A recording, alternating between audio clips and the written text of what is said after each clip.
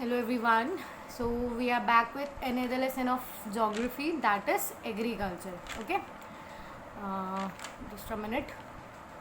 Agriculture तो basically बेटा agriculture का मतलब तो आप लोग सब जानते हो, है ना। तो इस चैप्टर को अगर आपको डील करना है या पढ़ना किस सेंस में, पहले आप वो समझ लो। तो agriculture NTSC as well as for your CBSE boards, ये बहुत इंपॉर्टेंट लेसन है। अगर मैं यहाँ पे क्वेश्चंस फ्रेमिंग की बात करूँ ना बेटा, तो यहाँ इस पर्टिकुलर चैप्टर से जनरली जो क्वेश्चंस डिराइव होते हैं वो वन वर्ड के ज़्यादा, जो आपके शॉर्ट आंसर्स होता है ना, वो यहाँ से बहुत ज़्यादा डिराइव होते हैं। NTSC में भी रेगुलरली मैंने यहाँ से क्वेश्चंस देखा है। ओके, पिछले साल के पेपर में भी थे। तो आपको एग्रीकल्चर को बहुत स्ट्रेस आउट करके पढ़ना है, क्लियर है।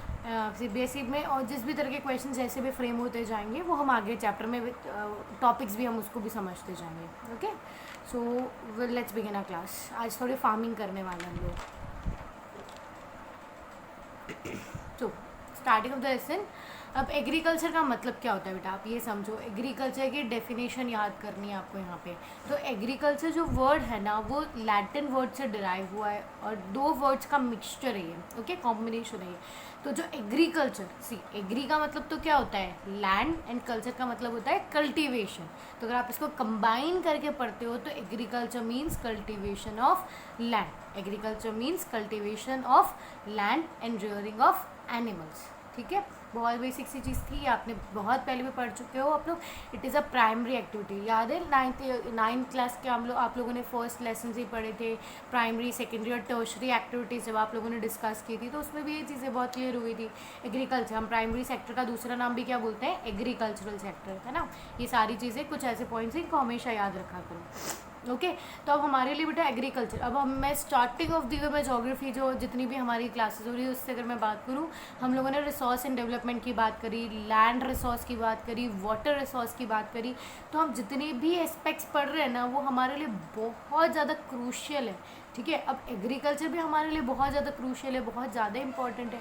तो अब एग्रीकल्चर हमारे लिए इम्पॉर्टेंट क्यों है, what is the importance of agriculture. ठीक है, क्यों हम इसके लिए पूरा चैप्टर ही हमारा पढ़ने वाले हैं ना। तो this we are going to study in this particular class. So अगर मैं बात करूँ तो अब इंडियन पॉपुलेशन, आपको भी पता है, एक और चीज़ बहुत अच्छे से समझ लो बेटा कि आज अगर मैं वर्ल्ड वाइड इकोनॉमीज़ की बात करूँ तो जितनी भी इकोनॉमीज़ आज डेवलप्ड इकोनॉमीज़ के नाम से जानी जाती है, वहाँ पे इनिशियल बेस ऑफ डेवलपमेंट हमेशा क्या रहा है, एग्रीकल्चर। ओके, वहाँ भी लोगों की हमेशा जो मेजर डिपेंडेंसी किस पे रही है, एग्रीकल्चर पे। फिर धीरे धीरे उन लोगों ने खुद को सेकेंडरी और टर्शरी एक्टिविटीज़ पे शिफ्ट किया है। ओके, तो यहाँ पर भी इंडिया के अंदर भी सेम सिचुएशन है कि 2/3 ऑफ द पॉपुलेशन जो है बेटा इंडिया की भी, वो कहाँ पर डिपेंडेंट रहती है, एग्रीकल्चर पे। ओके, इसे बैकबोन बोला जाता है हमारी इकोनॉमी का, क्योंकि ये मोस्ट ऑफ द लोगों को एम्प्लॉयमेंट और इनकम देती है। ओके, हमारी GDP का 26% शेयर हमें पर्टिकुलरली एग्रीकल्चर से आ जाता है। तो वो तो बताओ बैकबोन होगी या नहीं होगी, है ना। It ensures food security. Of course agriculture में खाना आप बना रहे हो, क्रिएट कर रहे हो, फूड प्रोडक्शन अगर आप करवा रहे हो तो ये फूड सिक्योरिटी को भी इंश्योर ही करेगी, है ना। Next, raw material for industries, यहाँ से हमें रॉ मटेरियल भी मिल जाता है। It provides employment and livelihood. ये भी हम सारी चीज़ें पहले ही डिस्कस कर चुके हैं, है ना। तो बेटा अब आपको यहाँ पे और क्या समझना है कि हम जो फार्मिंग करते हैं, ठीक है, अब वो फार्मिंग भी होती है, कुछ फैक्टर्स पे डिपेंड करती है। ऐसा नहीं कि सोच लिया मैंने, मैं राजस्थान में रहती हूँ, चलो मैं ना राइस यहाँ पे कल्टीवेट करती हूँ, नहीं। तो जो हम कल्टीवेशन करते हैं, हम जो फार्मिंग करते हैं, वो भी बहुत सारे फैक्टर्स पे डिपेंडेंट होती है। Okay, I am sorry for the sound. हाँ, okay, so what we were talking about कि हम जो फार्मिंग करते हैं, हम जो प्रैक्टिसेस करते हैं, वो डिपेंड करती है 2 फैक्टर्स पे। कुछ फिजिकल फैक्टर्स होते हैं और कुछ ह्यूमन फैक्टर्स होते हैं। फाइन, अब जैसे अगर मैं फिजिकल फैक्टर्स की बात करूँ तो वहाँ का रिलीफ, वहाँ का क्लाइमेट, वहाँ की लोकेशन। रिलीफ मतलब आप समझते हो ना, हम लैंडफॉर्म्स जिसे कहते हैं, 9th क्लास में हमने पूरा रिलीफ फीचर ऑफ इंडिया बहुत अच्छे से पढ़ा हुआ है। ठीक है, तो रिलीफ फीचर आप समझते हो कि लैंडफॉर्म कैसा है, प्लेन है, प्लेट्यू है, डेजर्ट है, आइलैंड है, वहाँ का क्लाइमेट कैसा है, हॉट, ह्यूमिड, रेनी, है ना, इस तरह के ये सारे फैक्टर्स है। लोकेशन क्या आ रही है उसकी, तो दीज आदि फैक्टर्स, उसके आसपास रिवर लोकेटेड है या नहीं है, डैम्स हैं, वो इरिगेशन के लिए क्या फैसिलिटीज़ हमारे पास अवेलेबल है। तो ये कुछ ऐसे पर्टिकुलर चीज़ें होती है बेटा जिसमें हम एग्रीकल्चर करते वक्त ये फिजिकल फैक्टर्स का हम हमेशा ध्यान रखते हैं, ठीक है। इसके बाद में हमारे पास नेक्स्ट चीज़ आ जाती है ह्यूमन। अब एग्रीकल्चर करने वाला कौन है? एनिमल्स तो करेंगे नहीं, हम ह्यूमन्स ही करेंगे। तो ऐसे बहुत से ह्यूमन फैक्टर्स भी होते हैं जो हमें हमारा क्रॉप डिसाइड करने में हेल्प करते हैं। वहाँ पे एग्रीकल्चरल प्रैक्टिसेस कौन सी होती है, अवेलेबिलिटी ऑफ इरिगेशन कौन सा है, कल्चरल बैकग्राउंड क्या है पीपल का, ठीक है। अगर अब मैं बात करूँ कल्चरल एनवायरनमेंट को अगर आपको समझना है तो जैसे हम ट्राइबल पीपल की बात कर लेते हैं ना। अब ट्राइबल पीपल है बेटा, अब वो लोग क्या करते हैं, जनरली एनिमल्स वगैरह को रेयर करते हैं, और फिर उसके बाद में वो लोग generally slash and burn cultivation की प्रैक्टिस वो लोग करते हैं। तो ये इस तरह की पर्टिकुलर नॉर्म्स होते हैं जो एक कम्युनिटी के साथ एसोसिएटेड होते हैं और वो अपने क्रॉप्स को चूज़ करने में भी उनको हेल्प करते हैं। अवेलेबिलिटी ऑफ इरिगेशन फैसिलिटी, अब इरिगेशन मानो कि फॉर एग्जांपल अगर मेरे पास बहुत ज़्यादा हाई अमाउंट में इरिगेशन फैसिलिटी अवेलेबल तो I can grow rice, wheat, है ना, ये सारी चीज़ें मैं बहुत इजीली, टी अगर ये सारी चीज़ें बहुत इजीली ग्रो की जा सकती है। पर अगर इरिगेशन फैसिलिटी नहीं है तो फिर वैसे ही बाजरा वगैरह अलग दूसरे कोरस क्रॉप्स वहाँ पे दूसरे हार्वेस्ट किए जा सकते हैं, है ना। तो एग्रीकल्चर प्रैक्टिसेस आप समझते हो कि एग्रीकल्चर कैसी होती है, उस पर्टिकुलर लैंड बहुत ज़्यादा फर्टाइल है तो वहाँ पे मल्टीपल फार्मिंग हो रही है, मिक्स्ड क्रॉपिंग हो रही है, मतलब ये सारे सीजन्स जो अकॉर्डिंगली हम लोग बात कर रहे हैं। ओके, तो कुछ ऐसी चीज़ें, कुछ ऐसे नॉर्म्स है, हम जब हमारे क्रॉप को डिसाइड करते हैं कि हमें हमारे फार्म पे कौन से क्रॉप को हार्वेस्ट करना है, तो उसके लिए कुछ फिजिकल फैक्टर्स ऐसे होते हैं जो डिपेंडेंसी शो करते हैं और कुछ ह्यूमन फैक्टर्स होते हैं जो हमारी डिपेंडेंसी शो करता है। Okay, so I think so you are clear with the topic agriculture की डेफिनेशन क्या है, उसका हम लोगों ने लिटरल मीनिंग भी देख लिया कि एग्रीकल्चर 2 वर्ड से डिराइव्ड है। Okay, so now we are going to talk about types of farming. वो बहुत ईजी है और बहुत इंपॉर्टेंट भी है। अगर मैं CBSE क्वेश्चन की अगर हम बेटा इसमें बात कर लेते हैं तो CBSE क्वेश्चन में पता है बहुत सी बार क्या होता है, आपको तीनों पूछ लिया जाता है कि explain the types of farming, या फिर आपको ऐसा पूछ लिया जाता है कि डिफ्रेंशिएट बिटवीन प्रिमिटिव इंटेंसिव या इंटेंसिव कमर्शियल, प्रिमिटिव कमर्शियल, है ना। इस तरह के क्वेश्चन वहाँ पर डेवलप हो जाते हैं। या फिर सिंपली कभी 3 मार्क के क्वेश्चन में आपको जनरली एक ही दे दिया कि explain what is intensive subsistence farming. Fine, इस तरह के क्वेश्चन आपसे पूछ लिया जाता है। Okay, so you have to remember this also. तो अब हम लोगों को हम टाइप्स ऑफ फार्मिंग में पढ़ लेते हैं। तो सबसे पहले हमारे पास क्या है, primitive subsistence farming. Primitive subsistence farming को आप कैसे समझोगे बेटा, सबसे नाम से ही बहुत अच्छे से क्लियर है आपको। प्रिमिटिव का मतलब क्या होता है, पुराना, मतलब एंशियंट चीज़ों को अगर हम यूज़ करते हैं तो use of primitive tools like हो, डिगिंग स्टिक्स, मतलब जो लकड़ी वगैरह के जो एनिमल बोन्स वगैरह से इनसे जो टूल्स बना करते थे ना, उन्हीं का मतलब यहाँ पे modern techniques, modern farming methods यहाँ पर इन्वॉल्व नहीं है। और यहाँ पर जो जनरली लोग फार्मिंग करते थे वो खुद के फैमिली नीड्स के लिए करते थे, ठीक है। तो प्रिमिटिव मतलब आप समझ चुके हो, प्रिमिटिव फार्मिंग जो होती है वो प्रिमिटिव टूल्स का यूज़ करके फैमिली नीड्स को सेटिस्फाई करने के लिए ही होता था। प्रॉफिट अर्निंग यहाँ पर हमारा मोटिव नहीं होता था, ठीक है। अब ये फैमिली के ज़्यादा पैसे यहाँ पे लोगों के पास नहीं होते थे, तो अब ये इनका जो इरिगेशन सोर्स होता था वो भी रेनफॉल होता था, मतलब ये highly dependent upon natural factors होते थे। इनको पानी भी वहीं से मानसून के थ्रू जो बारिश होती थी या रिवर्स होती थी उसी पे डिपेंडेंट होते थे। नेचुरल फर्टिलिटी इनका मेन इंपॉर्टेंट सोर्स है, या कोई एडिशनल एक्स्ट्रा फर्टिलाइजर्स वगैरह नहीं वहाँ पे इनपुट करते थे। इन्वायरमेंटल कंडीशन ये हाईली डिपेंडेंट थे इन पे। ओके, इसका एक बहुत अच्छा एग्जाम्पल है, इसका एक दूसरा नाम भी है, इसको बोला जाता है as a slash and burn cultivation.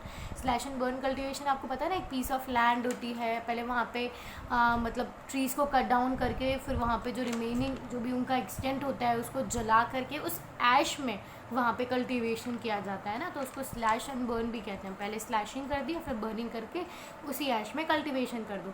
अब बहुत important 1 word question for NTS and CBSE both, आपको ना आपके NCERT बुक्स में जब आप गो थ्रू करोगे तो आपको बहुत सारे नाम आएंगे स्लैश एंड बर्न कल्टीवेशन के। आपको इंडिया में भी उन्हें अलग अलग नामों से जाना जाता है और all through out the world also, बहुत सारी अलग अलग कंट्रीज़ में भी इनको अलग अलग नामों से जाना जाता है ना। हम सॉरी, तो वहाँ पे आप वो सारे पर्टिकुलर नाम भी आपको याद करने हैं कि कौन सी कंट्री में उसको किस नाम से जाना जाता है. It is important, mark my words, it is important. Okay, so primitive समझ में आ गया. प्रिमिटिव जहाँ हम प्रिमिटिव टूल्स का यूज़ करते हैं और यहाँ पे highly dependent upon environmental conditions होता है, और यहाँ पे जो लोग करते हैं वो प्रॉफिट मोटिव से नहीं, सेल्फ यूटिलाइजेशन के लिए ही करते हैं. ठीक है, क्लियर है.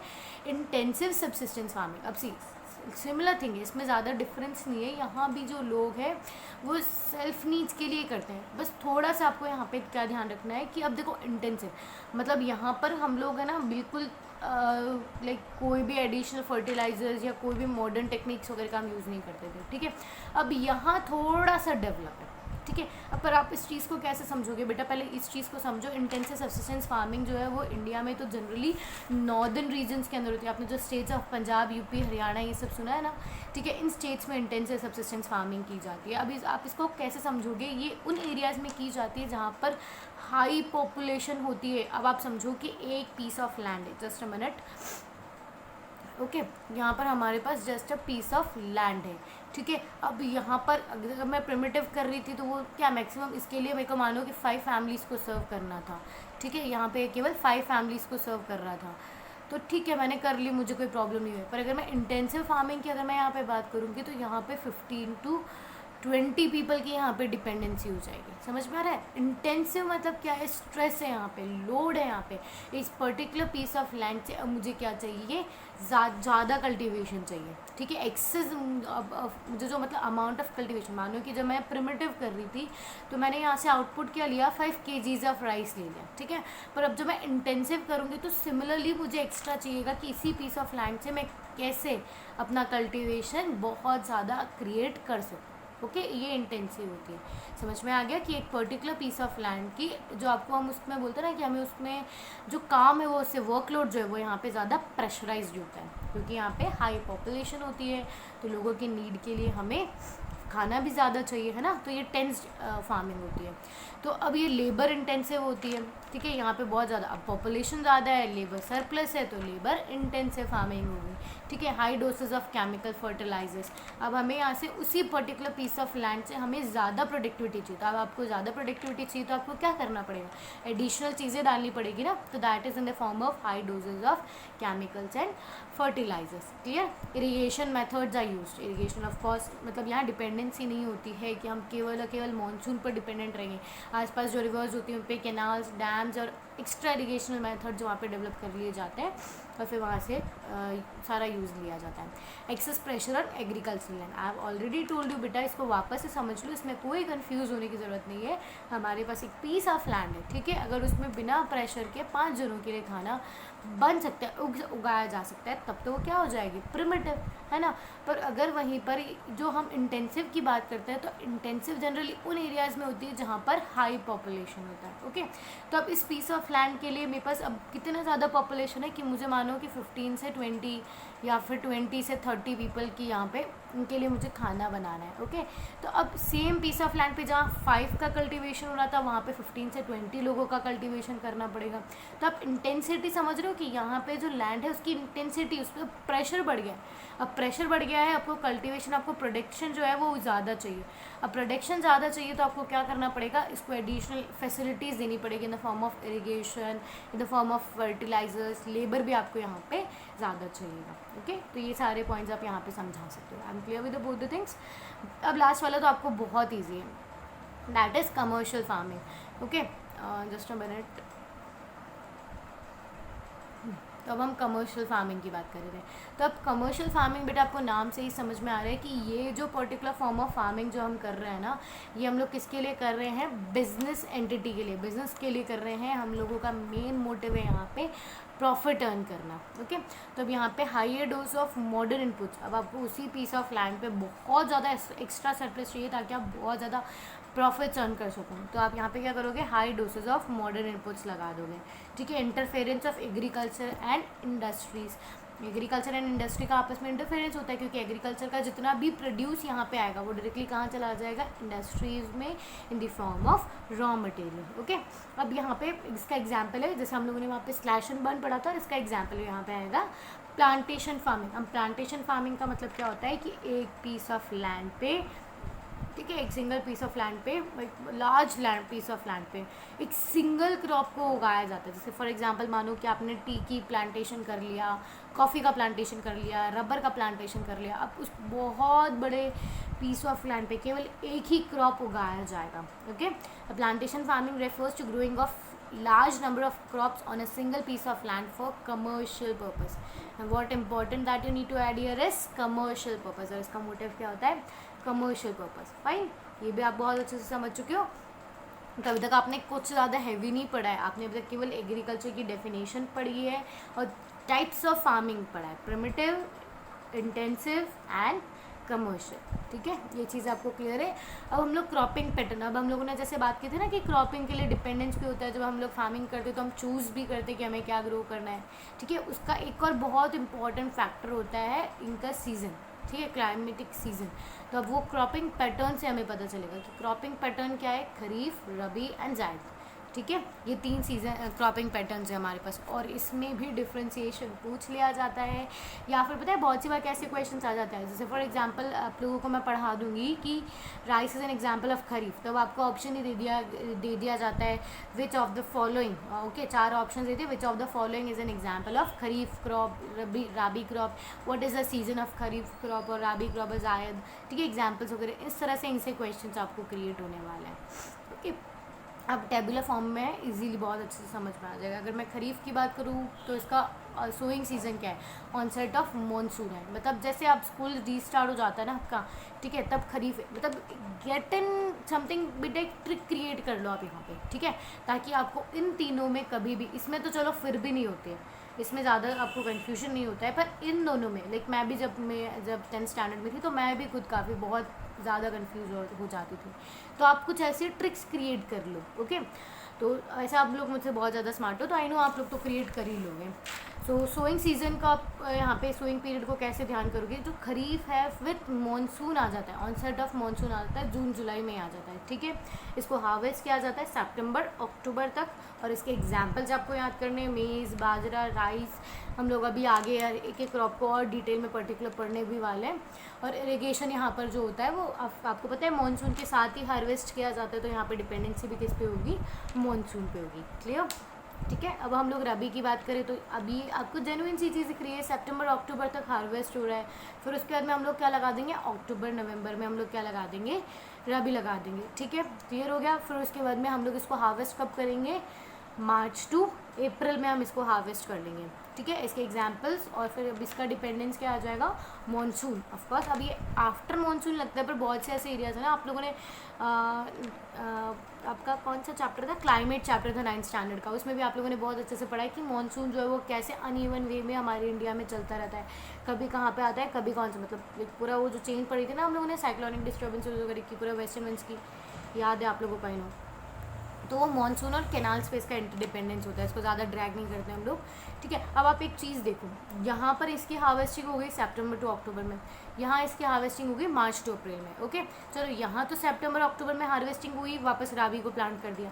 अब इसकी हार्वेस्टिंग हो रही है मार्च टू अप्रैल में, और फिर अगले जून जुलाई में जा करके फिर वापस से खरीफ आ रहा है। तो मार्च अप्रैल से लेकर के कुछ बीच के मंथ, ठीक है, आप मार्च अप्रैल से जून जुलाई को कंपेयर करोगे तो कुछ बीच के मंथ क्या रह गए, खाली रह गए ना। ठीक है, अब वहाँ पर भी हम लोगों ने थर्ड फॉर्म ऑफ एग्रीकल्चर करना, थर्ड फॉर्म ऑफ क्रॉपिंग करना हम लोगों ने स्टार्ट कर दिया, जैसे हम जायद के नाम से भी जानते हैं। ओके, तो ये सीज़न आ गया आपको समझ में, ये मार्च टू अप्रैल के बीच में होता है, और यहाँ पे हार्वेस्टिंग मई टू जून में हो जाती है, मतलब हार्डली 1 और 2 मंथ्स का जो गैप होता है ना हमारे समर वेकेशन जैसा, वो समर वेकेशन का ही पर्टिकुलर मंथ होता है, ड्यूरेशन होता है, तो वहाँ पर उस टाइम पे जायद ग्रो किया जाता है। क्रॉप्स कौन से होते हैं, वेजिटेबल्स, फ्रूट्स, वाटरमेलन्स, वेजीज, ये सब आपको बहुत अच्छे से याद करें।